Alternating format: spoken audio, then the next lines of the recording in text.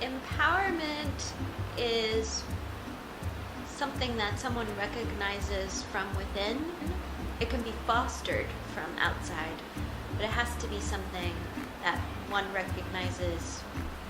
I have that myself, and I find it, and I'm going to use it. Empowerment is being able to pretty much have confidence in yourself in a way that you can influence other people. It depends on the target group you have, but you're able to inspire kind of that inner strength in someone. I think it's just the confidence that you need to have in order to be a woman and just to feel comfortable in your own skin, because especially at Lehigh, where it's very male dominant with the population, we're very outnumbered here, so I think it's important for us to feel confident. I like to think about empowerment as a way for people to understand their ability to make a difference in the world. I would say that empowerment is something that comes from others and not necessarily yourself. I think in order for you to feel empowered, other people need to empower you. When you are empowered, you are at a very high point in your potential.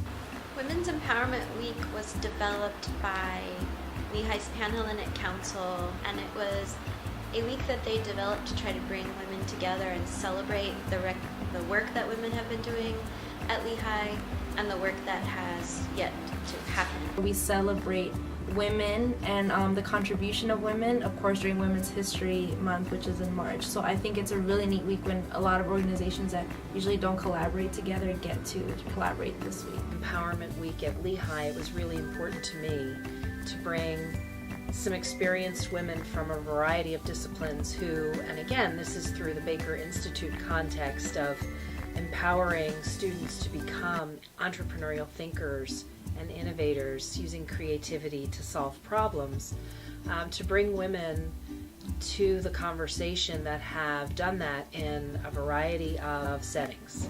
It's probably saying that this is a certain demographic that they want everybody to find the women in their life who need that kind of extra push in order to become kind of their full potential.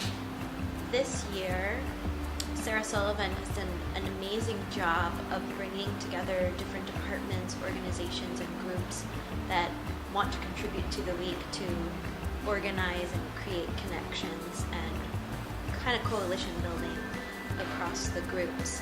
If anyone looks at the list of events for this week, they'll see a combination of critical analysis, education, dialogue, celebration, relaxation, and self-care.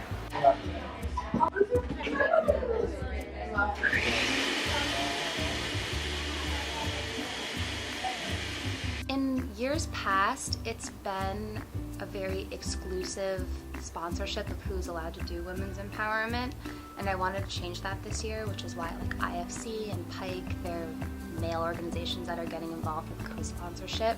On Monday, we held a discussion about women shaming. To my knowledge, there were just as many men there as there were women there, and it went very well. And I think we got a really diverse group of people in that room who just, sat down and had a real conversation about this. And we're having discussions that aren't just like, why do you need to be empowered? They're like actually things that are relevant to this campus, and there's a variety of different topics that are being discussed this week. So I think the discussions are hitting home a little bit more than they have in the past because they're more relevant. Does anybody ever followed like a no carb diet or a super low fat diet? What happened to you? How did you feel? You lose a bunch of weight, but then you can't move, and then as soon as you put a carb in your mouth, you lower it back. Yeah. The way that I think the week could contribute to change is because it has a really great combination of events and activities. Some are interactive, some are for listening, some are for learning, and everyone is at a totally different space on recognizing their own empowerment. And so with that wealth of opportunity, people can come in where they are or see where they might want to be, and then find out action steps to get to where they want to be. Women in general face so much adversity both in America and in a global context, and it's not something that is often spoken about. That too few women either see themselves as empowered to do a variety of things, or feel that they don't have the opportunity to do those things. We are taught to like feel inferior towards men. The men think that they're so much better, and there's literally no reason why except for the fact that I'm a woman and he's a man, but he thinks he can do a better job than me. Women need empowerment because they need to know that, you know, at Lehigh or in life, that they should be free to do whatever they want, to be whoever they want, both in, you know, from my perspective, the fraternity, the sorority, MGC system. A lot of people want to or inadvertently conform to some sort of message. And I think that's a culture on this campus too, with it being a predominantly male population. We are taught to feel inferior and that like we shouldn't have confidence and we shouldn't feel empowered to do whatever we want. Men are some of the most crucial people who can empower women. I think there's kind of this stigma that women need to empower other women, and I think that men showing their support is really helpful towards that, because I think one of the most important things and one of the worst things that a woman can feel is that she is at the mercy of men. You pretty much have men supporting this movement, and I think that helps it a whole lot. It's just as beautiful if you just have women, but when you see the men standing alongside you, helping you in all the events, and just the message that you're trying to get across, it really makes the point that this is to empower women, but it's more beautiful when you do it together as a whole. It's that 3 days is when it becomes ineffective. The ELA though, again, the prescription one, effective up to 5 days, so 96 hours instead of 72. So again, something to think about if you're at that 3-day mark and you're concerned, maybe checking in with health center to get the ELA prescription instead. So. They need moments to be able to say, no, wait a second, I got this. Like, I know exactly what I'm doing.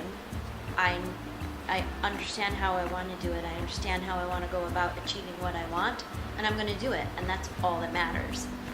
Seeing it sooner would be terrific, and I think that, you know, the men at Lehigh, the young men who are students here, need to be part of that process. And I think that it's really important that the people around these women and making sure that they are being the best women that they can be, that they are proud of the people that they are, and that our sororities are filled with not 100 members of the same personality, but 100 individuals who are empowered.